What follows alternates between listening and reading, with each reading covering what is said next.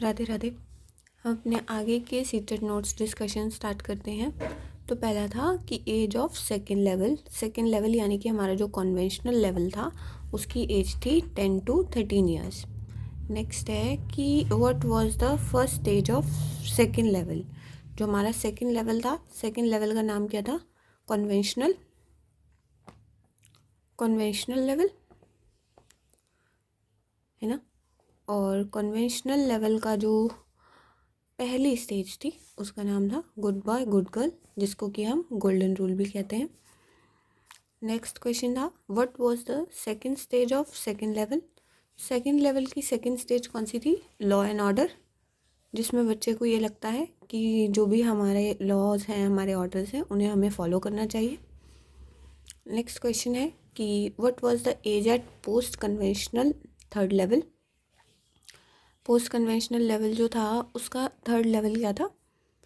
उस पे जो एज होती है वो बच्चे की क्या होती है? अबव 13 ईयर्स, क्योंकि जो पोस्ट कन्वेंशनल है वो लास्ट स्टेज है, तो उसमें हम एज क्या रखते हैं आपको याद होगा? Above 13 years. थर्ड लेवल बोल दिया तो एकदम लास्ट बोल दिया ना, तो अबव 13 ईयर्स।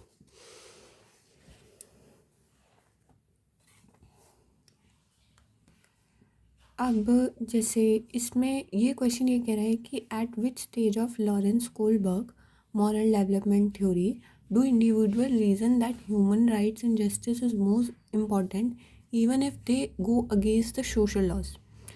यानी कि जो जस्टिस है वो सबसे ज़्यादा ज़रूरी है इवन इफ उसके लिए हमें सोशल लॉज को तोड़ना पड़े। तो पहले आप ऑप्शंस को देखो तो ओबीडियंस एंड पनिशमेंट ओरिएंटेशन।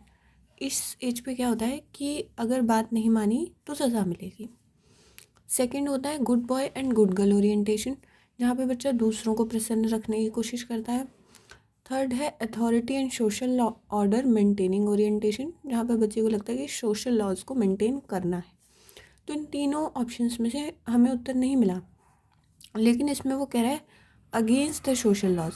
तो एक स्टेज हमने पढ़ी थी जिसमें बच्चा ये कहता है कि अगर उन लॉज से किसी को नुकसान पहुंच रहा है तो फिर उस लॉ को वहाँ पे तोड़ देना चाहिए।